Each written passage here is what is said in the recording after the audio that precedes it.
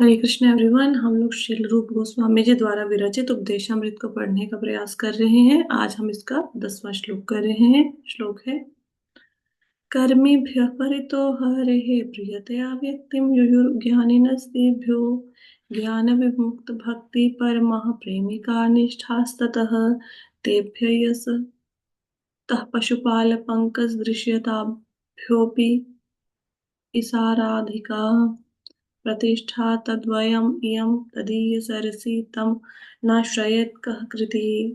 जिसका अनुवाद हमने कल पढ़ लिया था, फिर से एक बार पढ़ लेते हैं। शास्त्रों में कहा गया है कि सभी प्रकार के सकाम कर्म करने वालों में से जो जीवन के उच्च के उन्नत ज्ञान में मूल्यों के ज्ञान में उन्नत है, उस पर भगवान हरि की कृपा होती है। ऐसे अनेक ज्ञानी लोगों में से जो अपने ज्ञान के कारण व्यवहारिक रूप से मुक्त हो गया है, वह भक्ति सेवा को अपना सकता है। वह दूसरों से श्रेष्ठ है। हालांकि जिसने वास्तव में कृष्ण के प्रति शुद्ध प्रेम प्राप्त कर लिया है, वह उससे श्रेष्ठ है। गोपियां सभी उन्नत भक्तों से श्रेष्ठ हैं, क्योंकि वे हमेशा श्री कृष्ण परालौकिक ग्वाल बाल पर पूरी तरह से निर्भर रहते हैं। गोपियों में श्रीमती राधा रानी कृष्ण को सबसे अधिक प्रिय है। भगवान कृष्ण को उसका कुंड उतना ही प्रिय है जितना कि गोपियों में सबसे प्रिय यह कुंड। जो कोई राधा कुंड में निवास नहीं करेगा और आध्यात्मिक शरीर में आनंदित भक्ति भावनाओं से विभूत होकर दिव्य श्री श्री राधा गोविंद की पूर्ण सेवा करेगा, जो अपनी अष्टकालिया अपनी शाश्वत 8 गुना दैनिक लीलाएं करते हैं। वास्तव में जो लोग राधा कुंड के तट पर भक्ति सेवा करते हैं, वे ब्रह्मांड के सबसे अधिक भाग्यशाली हैं।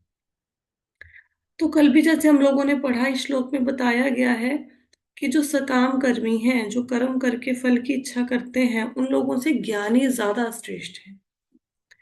और जो ज्ञानी है, ज्ञानियों में से जो भगवान के गोपियां हैं, गोपियां बहुत अधिक श्रेष्ठ हैं, क्योंकि वो भगवान कृष्ण से निस्वार्थ प्रेम करती हैं। अब इनमें से भी जो राधा रानी है वो सबसे श्रेष्ठ है।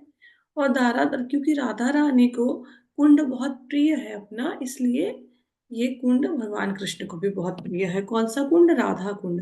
तात्पर्य पढ़ते हैं श्रील प्रभुपाद के द्वारा और साथ साथ इस श्लोक को समझने का प्रयास करते हैं। तात्पर्य श्रील प्रभुपाद के द्वारा। श्रील प्रभुपाद की जय। वर्तमान समय में लगभग हर व्यक्ति किसी न किसी प्रकार के सकाम कर्म में लगा है।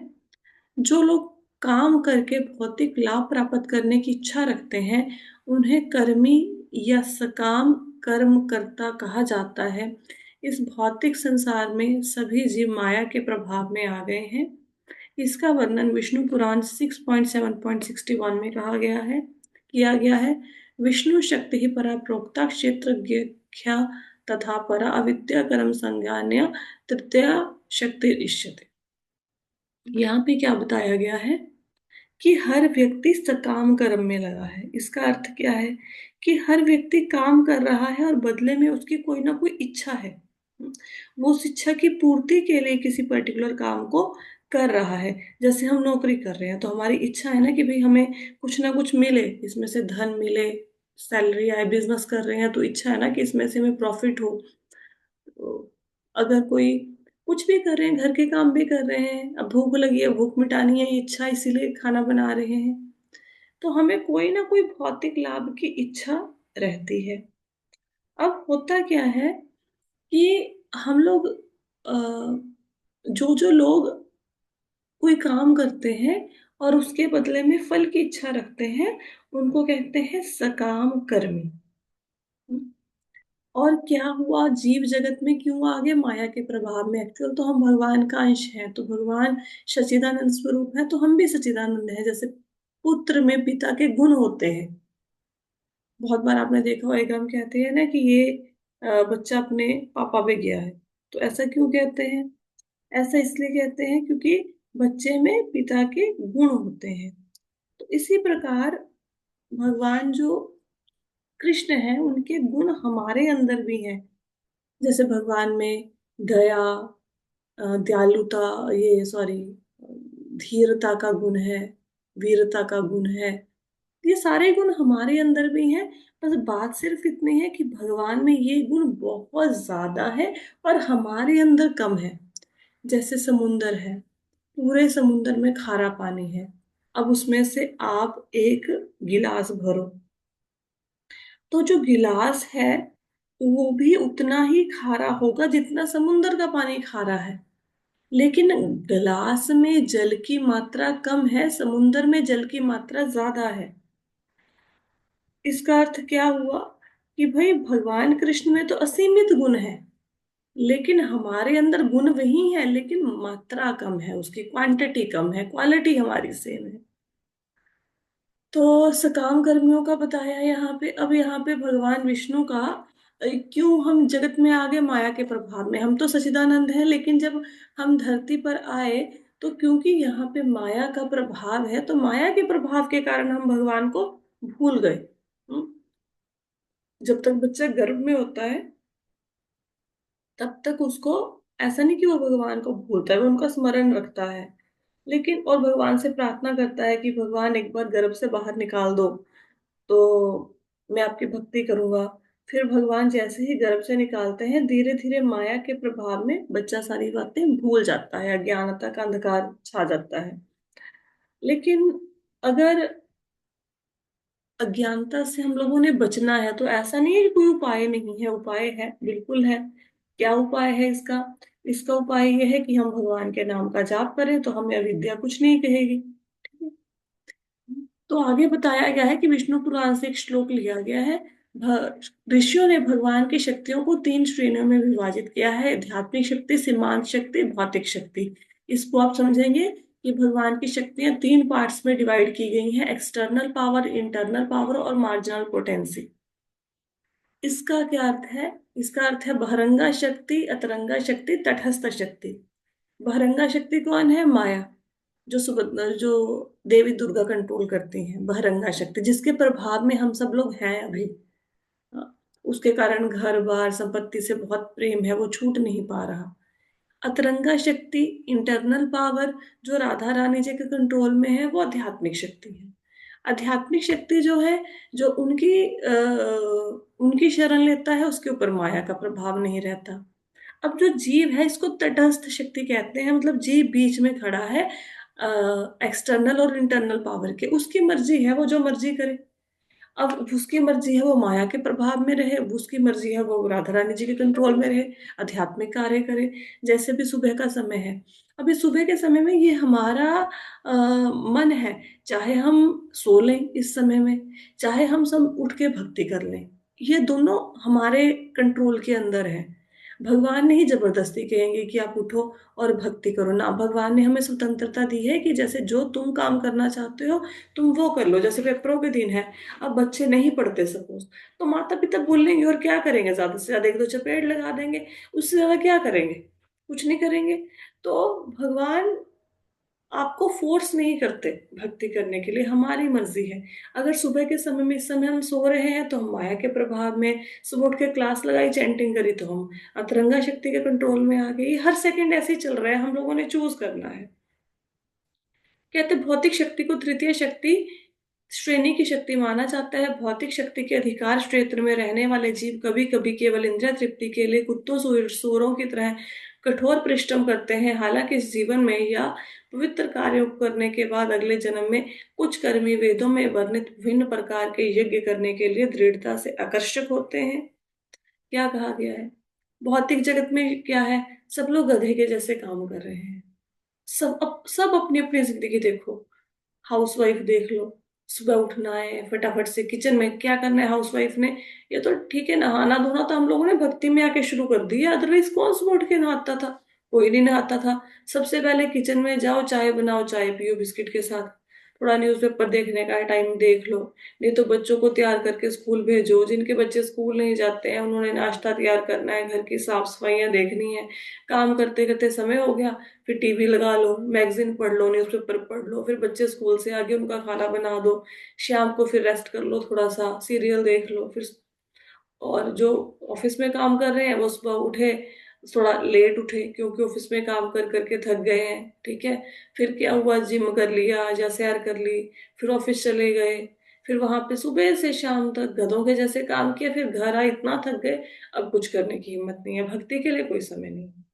तो इस प्रकार से जीवन हमारा चलता है अगर हम भक्ति नहीं करते। यही तो जीवन जानवरों का है। अब कुत्ता है, क्या करेगा, सुबह उठेगा, रोटी की तलाश में घूमता रहेगा, रोटी मिल जाएगी, खाएगा, सो जाएगा। तो ये जानवरों से अधिक अच्छा जीवन नहीं है।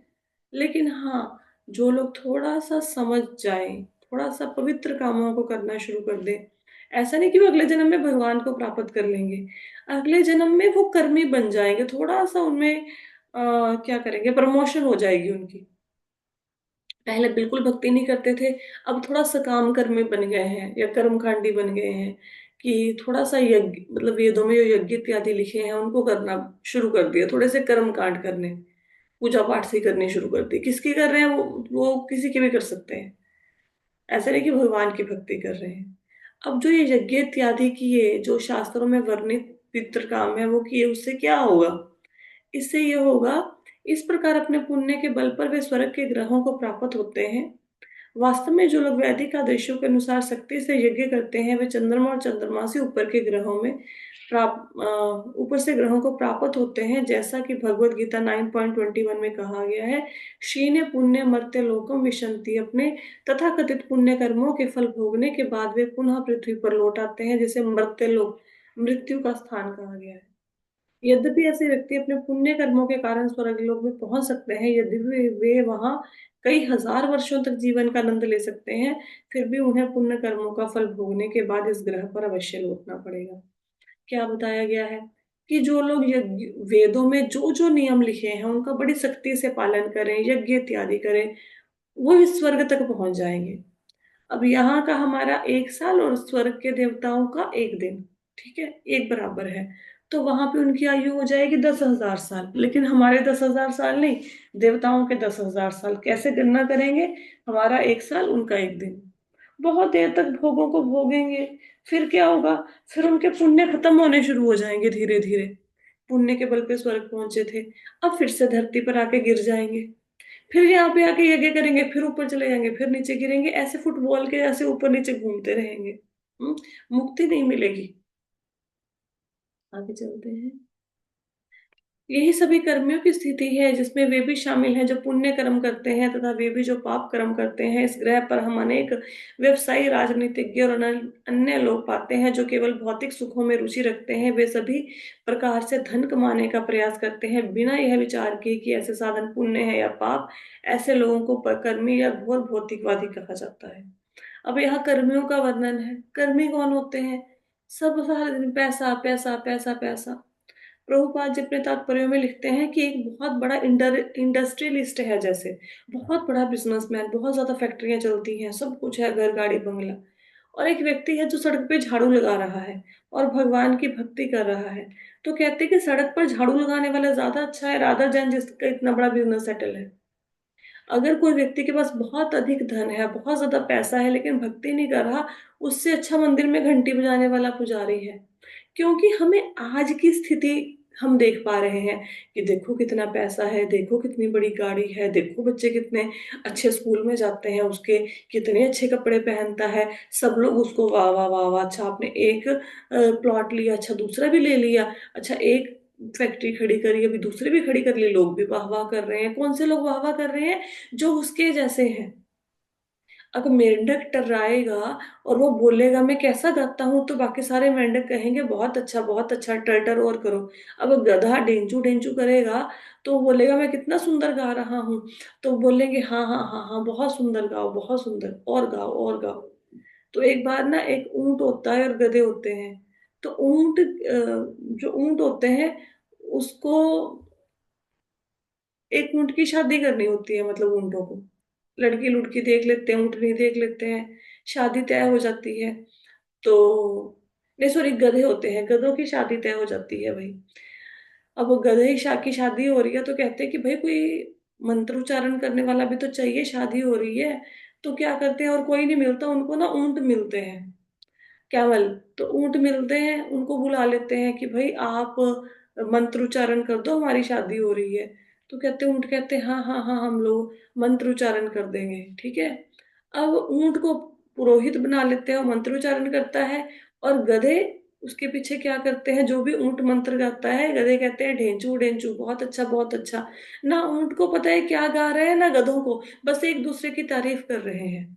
तो ऊंट को कह रहे हैं बहुत अच्छा मंत्रों का उच्चारण किया, बहुत अच्छा। ऊंट कहता है वाह वाह, गधों को कहता है तुम बहुत अच्छे गीत गा रहे हो, बहुत अच्छे, और गाओ और गाओ। पता कुछ नहीं क्या गा रहे हैं। ये आपके धन दौलत, मतलब पैसे के पीछे भागने की जो प्रेज है वो लोग करेंगे, जो कर्मी है, भौतिकवादी हैं कि वाह वाह इतना पैसा है। जो अध्यात्म के मार्ग में है वो कभी आपकी प्रेज नहीं करेगा। और ये लोग जो इतना धन कमा के बैठे हैं, सुख सुविधाओं का भोग कर रहे हैं, क्या किसी को पता है मृत्यु के बाद इनका क्या होने वाला है? किसी को नहीं पता। बड़े शान से कहते हैं हम नास्तिक हैं। एक अमेरिका में प्रोफेसर था, उसने अपने स्टूडेंट्स को बोला कि जो भगवान का नाम लेगा, भक्ति में रुचि रखेगा, उसका बड़ा बुरा हाल करूंगा मैं क्लास में। तो उसके क्लास में एक भक्त बच्चा था, तो उसके साथ बड़ी उसकी लगती थी, उसको परेशान करता रहता था। तो एक बार क्या हुआ, उसने जो भक्त बच्चा था उसने जाके चर्च में प्रार्थना करी कि न, बोला वहां पे कि भाई मेरे प्रोफेसर मेरे साथ ऐसा करते हैं। तो वहां पे जो भी रहते थे पादरी इत्यादि, उन्होंने बोला ठीक है हम तुम्हारे सर के लिए प्रार्थना करेंगे। तो उन्होंने प्रार्थना करी शुरू कर दी कि भाई इसके जीवन में भी भक्ति आए, इसके प्रोफेसर के जीवन में। तो एक दिन प्रोफेसर ने देखा कि उसकी मरने का समय हो गया। बहुत सारे यमदूत उसको लेने के लिए आ गए और कहते कि इसने कभी भगवान का नाम नहीं लिया, इसको पकड़ के नर्क की यातना दो। उस समय प्रोफेसर को जो वो बच्चा बोलता था, जो कुछ भी जितनी भी बातें याद आई, उसने फटाफट से वो सारी बातें बोलनी शुरू कर दी। जैसे हम लोग है ना, ओम नमः शिवाय ओम नमः शिवाय, डर लग रहा है तो हनुमान चालीसा याद आ जाएगा। तो फिर वो यमदूत उसको छोड़ के चले गए। उसके बाद वो भक्त बना, फिर कभी उसने किसी को मना नहीं किया भक्ति करने के लिए। एक्चुअल में जो हम काम कर रहे हैं, इसका परिणाम हमें मृत्यु के बाद मिलेगा। और बाकी लोग मृत्यु के बाद हमारा क्या हुआ वो देख नहीं सकते। इसलिए लोगों को ऐसा लग रहा है कि नहीं, जो जिनके पास धन अधिक है वो बड़ा इंजॉय कर रहे हैं। ऐसा कुछ भी नहीं है। हाँ, अगर भक्ति करेंगे तो मृत्यु के बाद बचाव हो जाएगा, नहीं तो ये पैसा टका क्या है, ये तो यहीं पे पड़ा रह जाएगा, साथ तो ना जाएगा। आगे कहते हैं कर्मियों में कुछ विकर्मी भी होते हैं, अर्थात वे लोग जो वैदिक ज्ञान के मार्गदर्शन के बिना कार्य करते हैं। जो लोग वैदिक ज्ञान के आधार पर कार्य करते हैं, वे भगवान विष्णु की संतुष्टि तथा उनके आशीर्वाद प्राप्ति के लिए यज्ञ करते हैं। इस प्रकार वे उच्चतर लोकों में पहुंचते हैं। ऐसे कर्मी भी काम कर्मियों से श्रेष्ठ होते हैं, क्योंकि वे वेदों के प्रति निष्ठावान होते हैं और निश्चित रूप से कृष्ण को प्रिय होते हैं। अब यहाँ पे क्या बताया गया, यहाँ पे कैटेगरीज बताई गई हैं कैसे होता है। पहले विकर्मी होता है, फिर सकाम कर्मी होता है। विकर्मी कौन होते हैं? जो सकाम कर्मी है, जैसे हमने बोला ना, पुण्य कर्म किए स्वर्ग में पहुंच गया, हमने ये पहले पढ़ा पिछले पैराग्राफ में। जो सकर्मी होता है वो कम से कम वेदों के निर्देशों का पालन करता है, जो वेदों में लिखा है उसका पालन करता है। लेकिन जो विकर्मी है वो गुरु, साधु, शास्त्र तीनों की बातों को नहीं मानता, उसके मन में जो आता है वो करता है। तो जो विकर्मी है वो श्रेष्ठ नहीं है, क्योंकि वो वेदों को मानता नहीं है। उससे अच्छा सकाम कर्मी है, कम से कम चाहे भौतिक इच्छाओं की पूर्ति के लिए काम कर रहा है, लेकिन गुरु को, साधु को, शास्त्र को मान तो रहा है। और जो गुरु साधु शास्त्र को माने और उनके अनुसार काम करे, वह भगवान को प्रिय है। लेकिन वो भगवान को नहीं पाएगा, वो सिर्फ ऊंचे लोकों में पहुंचेगा। जैसे धरती के ऊपर 14 लोग हैं ना, सॉरी 7 लोग हैं, महाजना तपा, उन लोकों में जाएगा, भगवान के पास नहीं जाएगा, क्योंकि मन में भौतिक इच्छाएं हैं। आगे कहते हैं भगवान भगवत गीता में, ये यथा माम प्रपद्यन्ते तां सतैव भजामि हम। जो कोई जिस प्रकार से मेरी शरण में आता है मैं उसी प्रकार से उसका फल देता हूँ। इसका अर्थ क्या है? अगर कोई व्यक्ति भगवान के पास पैसा मांगने जाएगा तो भगवान उसको पैसा देंगे। कोई अच्छा स्वास्थ्य मांगने जाएगा तो भगवान उसको स्वास्थ्य देंगे। कोई करियर के लिए जाएगा, भगवान उसको करियर देंगे। और जो भक्ति के लिए जाएगा तो भगवान उसे भक्ति देंगे। आप जिस भाव से भगवान के पास जाते हो, भगवान उसी प्रकार के फल आपको देते हैं। कृष्ण इतने दयालु हैं कि भक्तों की तो बात छोड़िए, कर्मियों और ज्ञानियों की भी इच्छा पूरी करते हैं। तो भगवान कृष्ण के विषय में बताया गया है कि ऐसा नहीं कि भगवान सिर्फ भक्तों की इच्छाओं को पूरा करेंगे ना। किसी व्यक्ति को कृष्ण में कोई रुचि नहीं है, कोई प्रेम नहीं है, लेकिन वो उसको किसी ने बोल दिया तू मंदिर जाया कर, मेरा ये काम बन गया, तेरा काम भी बन जाएगा। तो अच्छा, वो व्यक्ति कहता है अच्छा मेरा काम भी बन जाएगा।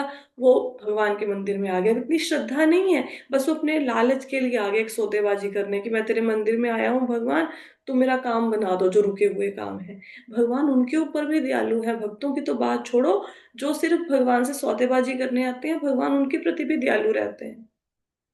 यद्यपि कर्मियों को कभी कभी उच्चतर लोकों में पदोन्नत कर दिया जाता है, किंतु जब तक वे सकाम कर्मों में संलग्न रहते हैं, उन्हें मृत्यु के पश्चात में भौतिक शरीर स्वीकार करने पड़ते हैं। तो जो भगवान से मोल तोल करे या यज्ञ इत्यादि करे, तो उसको ऊपर के लोकों में तो भेज देंगे, महाजना तपा इत्यादि लोग, सत्य लोग, ब्रह्मलोक तक भी पहुंच सकते हैं वो लोग, लेकिन उनको भगवान नहीं मिलेंगे। जन्म मृत्यु के चक्कर से बचेंगे नहीं वो। एक लोक में जाएंगे, पुण्य कर्म क्षीण हुए, फिर से धरती पर गिरेंगे, फिर से लोक में जाएंगे, ऊंचे लोक में पुण्य कर्म खत्म हुए, फिर से धरती में गिरेंगे। ऊंचे लोगों को पा सकते हैं, लेकिन मृत्यु से नहीं, जन्म मृत्यु के चक्कर से नहीं छूट सकते। यदि कोई पवित्रता पूर्वक कर्म करता है तो वह उच्च लोकों में देवताओं के बीच नया शरीर प्राप्त करता है, या वह कोई अन्य पद प्राप्त कर सकता है, यहाँ वह भौतिक सुखों का उच्चतर आनंद ले सकता है। दूसरी ओर जो लोग अपवित्र कर्मों में लगे रहते हैं वे पतित होते हैं, पौधे वृक्ष पशु के रूप में जन्म लेते हैं। इस प्रकार वे सकाम कर्तव्य कर्मी जो वैदिक निर्देशों की परवाह नहीं करते, विद्वान संत पुरुषों को द्वारा सराहे नहीं जाते। इसमें क्या बताया गया कि अगर कोई अच्छे काम करेगा तो कम से कम उसको अच्छा शरीर मिल सकता है, देवता भी बन सकता है, स्वर्ग इत्यादि में जाएगा। लेकिन अगर कोई बुरा काम करेगा तो अपने अपने बुरे काम के पर अनुसार उसको योनि मिलेगी। जैसे यो लोग, अब स्त्रियां हैं, जो लोग ज्यादा क्या कहते हैं, ऐसे वस्त्र पहनते हैं कि उनके बॉडी पार्ट्स दिखे, छोटे छोटे कपड़े पहनना, वो अगले जन्म में पेड़ पौधे बन जाएंगे। किसी मांस खाने की इच्छा, अगले जन्म में शेर बन जाएगा। ठीक है, किसी की सोने की इच्छा है तो बाघ बन जाएंगे, पोलर बियर बन जाएंगे। तो जैसी जिसकी इच्छा है उसको वैसा ही जन्म मिलेगा। जो पाप कर्म में लगे हुए हैं वो पेड़ पौधे पशु बन जाएंगे, जो पुण्य कर्म में लगे हुए हैं वो स्वर्ग इत्यादि में चले जाएंगे। मुक्ति किसी की नहीं होगी, मुक्ति उसकी होगी जो भक्ति करेगा। श्रीमद् भागवतम में 5.5.4 में कहा गया है, नूनम प्रमत्तः कुरुते विकर्म यद इंद्रिया प्रीतिया आपृणोति न साधु मन्ये यत आत्मन्योम आसन अपि क्लेशदा आससा। भौतिकवादी जो केवल इंद्रिय तृप्ति के लिए कुत्तों सूरों की तरह कठोर परिश्रम करते हैं, वास्तव में वे पागल हैं। वे केवल इंद्रिय तृप्ति के लिए सभी प्रकार के घृणित कार्य करते हैं। आप देखो आसपास ना ऐसे लोग ही घूम रहे हैं, आपके ऐसे ही हैं, मतलब कुछ नहीं लेना देना भक्ति से, क्या करते हैं, पैसा पैसा पैसा पैसा। जो बंदा बच्चों को पढ़ाई की चिंता सता रही है, बच्चों की पढ़ाई की किसी माँ को, वो बच्चों की पढ़ाई पढ़ाई पढ़ाई पढ़ाई सारा दिन। जिसको घर के काम करने में आनंद आ रहा है उसको घर का काम कब खत्म होगा, कब खत्म होगा, कब हम लेटेंगे, आधा घंटा कब लेटेंगे, यही सोचे जा रहे हैं, है ना। और होगा क्या, इसके इससे होगा क्या कि इससे वो उनको अगले जन्म मिलते जाएंगे, सुख दुखों को भोगते रहेंगे, कभी जन्म मृत्यु के चक्कर से निकलेंगे नहीं। भौतिकवादी कार्य किसी बुद्धिमान व्यक्ति के लिए उपयुक्त नहीं है, क्योंकि ऐसे कार्यों के परिणाम स्वरूप व्यक्ति को एक भौतिक शरीर प्राप्त होता है जो दुखों से भरा होता है। अब जिसकी बुद्धि कम है वो तो ऐसे काम करेंगे भोगों को भोगने के, जिसने थोड़ी सी भी जिसमें अकल है वो नहीं करेगा। वो काम तो करेगा, ऐसे नहीं बिजनेस छोड़ के बैठ जाएगा जो नौकरी या घर का काम, वो काम करने के साथ साथ भक्ति भी करेगा और जन्म मृत्यु के चक्कर को पार कर जाएगा। मानव जीवन का उद्देश्य 3 गुना दयनीय स्थितियों से बाहर निकलना है जो भौतिक अस्तित्व के साथ सहवर्ती हैं। इसका अर्थ क्या है कि भौतिक जगत में 3 प्रकार के क्लेश हैं, आध्यात्मिक क्लेश, आदि दैविक क्लेश, आदि भौतिक क्लेश। आदि भौतिक क्लेश सॉरी आदि दैविक क्लेश क्या होते हैं, बाढ़, भूचाल, सूखा, अब ये जो कोरोना, कोई महामारी, अब देवताओं के कारण कोई प्राकृतिक आपदा आ गई, उस पे हम कुछ नहीं कर सकते, भुगतना ही पड़ेगा आपको। इसको कहते हैं आदि दैविक क्लेश। आदि भौतिक क्लेश क्या होते हैं, दूसरे मनुष्य हमें देते हैं, सास बहू की नहीं बनती, पति पत्नी की नहीं बनती, बच्चों की माँ बाप से नहीं बनती। आप बैठे हो, मच्छर काट गया आपको, ठीक है, कोई कीट पतंगा काट गया, दो व्यक्तियों का झगड़ा हुआ, एक ने दूसरे को चपेट मार दी, मतलब जो दूसरे किसी भी जीव के कारण आपको जीवन में कष्ट हो रहे हैं उसको बोलते हैं आदि भौतिक। आध्यात्मिक क्लेश क्या होते हैं? शरीर और मन के क्लेश। शरीर में जैसे घुटनों का दर्द है, सर्वाइकल की प्रॉब्लम है, माइग्रेन हो गया है, कमर दर्द, ऐसे ये सारे दर्द। मानसिक क्लेश, काम क्रोध लोभ मोह अहंकार, एंग्जाइटी, डिप्रेशन, नींद ना आना, ये सारे ये हैं शरीर और मन के क्लेश। ये तीनों ऐसे क्लेश हैं जो सब व्यक्तियों को भुगतने ही पड़ेंगे, कोई हल नहीं है इसका। ये बताया गया है कि 3 गुना दयनीय स्थितियों से निकलना, मतलब जो जगत में आ गया 3 प्रकार के दुख हर एक को मिलेंगे। कोई ये नहीं ना कह सकता कि मैं जगत में आ गया, हम सब लोग बाढ़ में डूब जाएंगे, मैं अकेला बचूंगा। बाढ़ आई है तो सभी डूबेंगे। ऐसा कोई व्यक्ति नहीं है जिसको किसी जीव ने, दूसरे जीव ने दुख ना दिया हो। बहुत सारे लोग हमें परेशान करके चले जाते हैं, क्या करें, कुछ नहीं कर सकते। ऐसा कोई व्यक्ति नहीं जिसे मानसिक या शारीरिक बीमारियां ना आए, क्या करें, शरीर है, भुगतनी पड़ेगी, है ना। दुर्भाग्य, और कोई नहीं ये कोशिश करता कि मैं इन क्लेशों का हल ढूंढूं। ये मुझे जो दिन रात क्लेश सता रहे हैं, वो दुर्गा देवी देखिए, उनके हाथ में त्रिशूल है। तो त्रिशूल क्या है? त्रिशूल तीनों क्लेश है। और जो लोग भगवान की भक्ति नहीं करते, दुर्गा देवी उस त्रिशूल से पीटती रहती है उसको। कभी उसकी जिंदगी में बीमारी आ जाएगी, कभी कुछ आ जाएगा, कोई ना कोई क्लेश चलता रहेगा उसके जीवन में। क्यों? क्योंकि भक्ति नहीं कर रहे। दुर्भाग्य से सकाम कर्म करने वाले लोग हर तरह से पैसा कमाने और अस्थायी भौतिक सुख प्राप्त करने के लिए पागल होते हैं। इसके लिए वे निम्न योनियों में पतित होने का जोखिम उठाते हैं। भौतिकवादी संसार में सुखी होने के लिए मूर्खता पूर्वक कई योजनाएं बनाते हैं।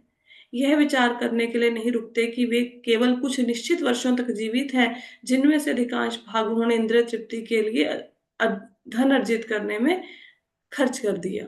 अब यहाँ पे अतः अंततः ऐसी गतिविधियां मृत्यु में समाप्त होती हैं।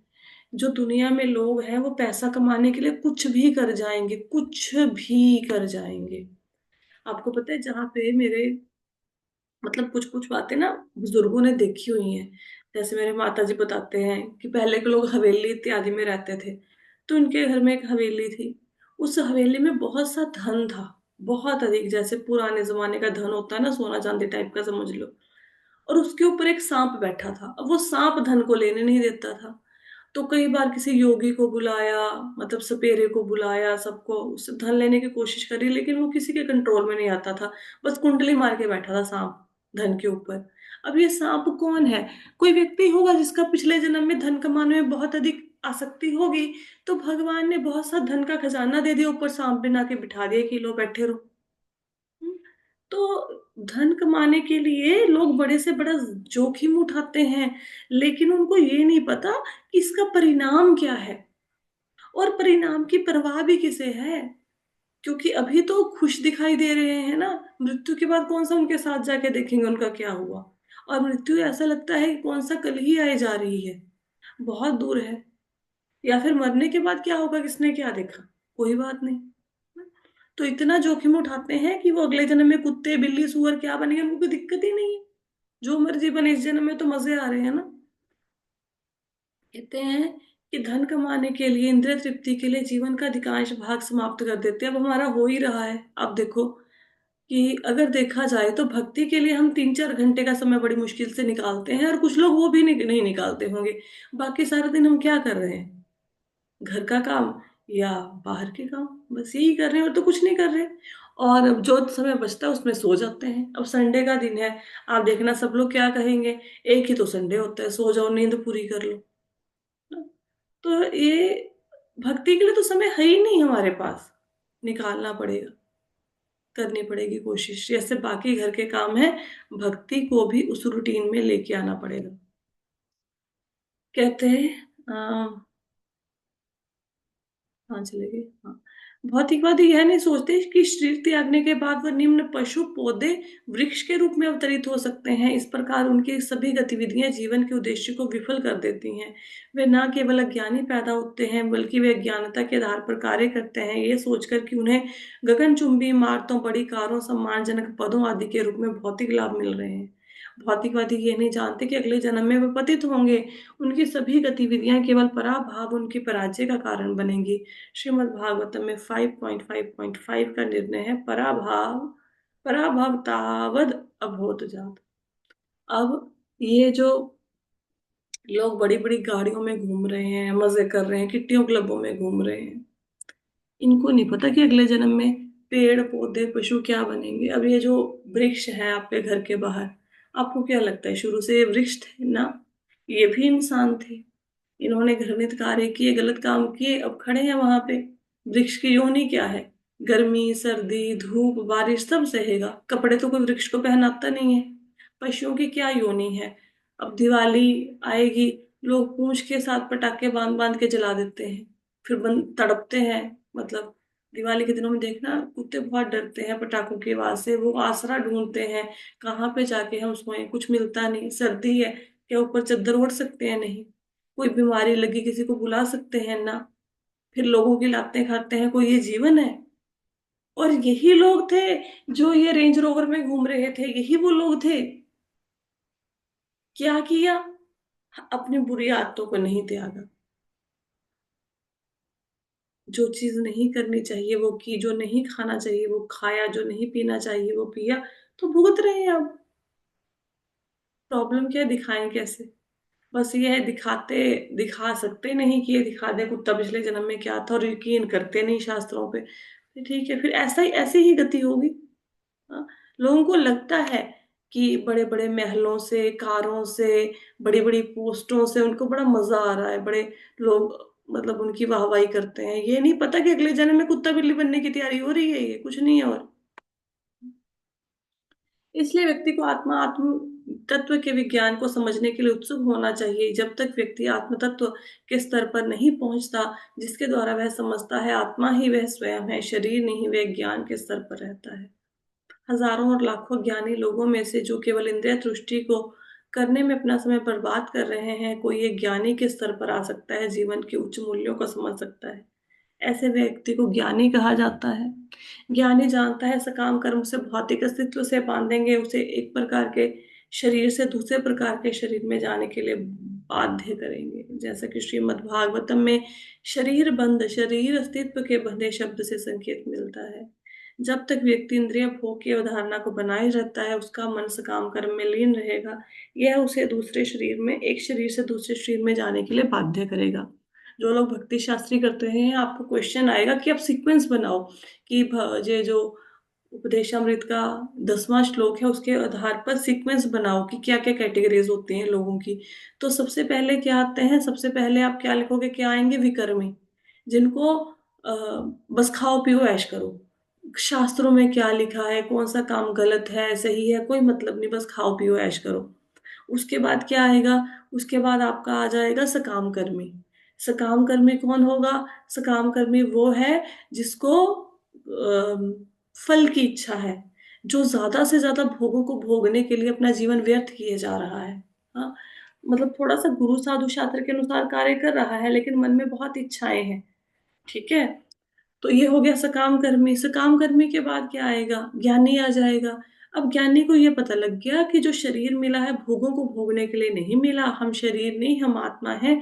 जीवन तो भगवान की प्राप्ति के लिए मिला है। ठीक है, तो ज्ञानी क्या करेगा? ज्ञानी भक्ति करेगा, लेकिन मन में इच्छाएं रहेंगी, तो इससे क्या होगा? वो दूसरे शरीर में जन्म लेगा। जब तक इच्छाएं खत्म नहीं होंगी तब तक तो ऐसे भटकता रहेगा। हाँ, इच्छाएं हैं और भगवान कृष्ण की भक्ति कर रहा है, फिर मुक्त हो जाएगा।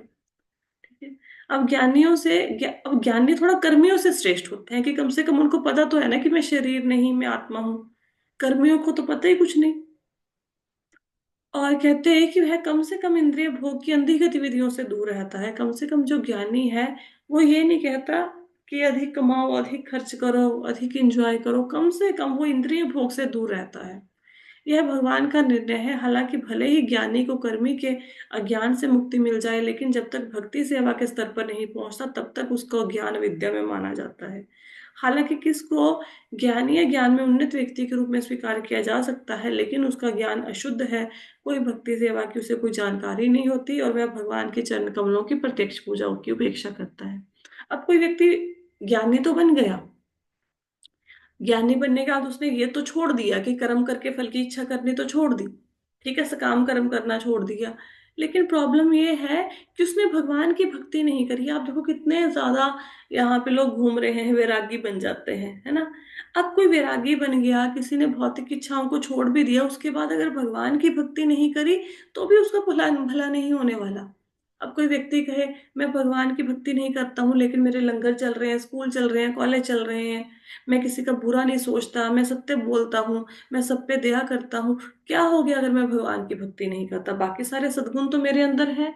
तो अगर कोई व्यक्ति ज्ञानी है, वो कोई भौतिक भोगों को भोगने की इच्छा भी नहीं रख रहा, तो भी अगर भक्ति नहीं करेगा तो क्या होगा? जो इसने इतना अनाथालय खुलवाया, स्कूल हॉस्पिटल खुलवाया, उसकी वजह से वो स्वर्ग चला जाएगा, क्योंकि अच्छे काम किए। फिर उसके बाद धरती पे आ जाएगा, फिर अच्छे काम करेगा स्वर्ग चलेगा, गलत काम करेगा नरक चले जाएगा। जन्म मृत्यु से छुटकारा तो नहीं हुआ ना। हाँ, इतना जरूर है कि स्वर्ग तक उसकी उन्नति होगी। तो ज्ञानियों को भी भगवान की भक्ति करनी पड़ेगी, तब वो जाके जन्म मृत्यु से छूटेंगे, तब भगवान के पास जाएंगे। सिर्फ अच्छा काम करने से भगवान के पास नहीं जा सकते। एक और बात भाई, कल की क्लास में मैंने सुना जो भी सड़क पर मांगते हैं उनको कुछ नहीं देना है, प्रसाद ही देना है, और पैसे भी नहीं देने हैं, ठीक है। ऐसा किसी ने बताया, किसी ब्रह्मचारी ने। तो अभी जो पैसे वगैरह देखते हो सड़कों पे, वो मत दो। कारण क्या है, आप कर्म बंधन में फंस जाओगे। डिटेल में चर्चा हम कल की क्लास में कर लेंगे। क्योंकि अगर उस व्यक्ति ने, आपने उसको 20 रुपए दिए, अगर उसने उसकी दारू पी ली या उसने उसकी सिगरेट पी ली, वो उसको पाप कर्म तो लगेगा ही, आपको साथ में लगेगा। इसलिए सड़कों पे जो लोग घूम रहे हैं उनको पैसा मत दो, उनको भगवान का प्रसाद लो। अगर नहीं ले रहे तो छोड़ दो, फिर कुछ भी मत दो, ठीक है। ये कल की क्लास में किसी ने बताया है। इस्कॉन भागवत महाविद्यालय की क्लास चल रही थी, तो मैंने आपको बता दिया, ठीक है। फिर भी अगर देना है तो उनके पापों की सजा आपने पानी है, तो फिर देते रहो पैसे, कुछ नहीं हो सकता। तो आज की क्लास को यहीं पे विश्राम देते हैं। हरे कृष्णा।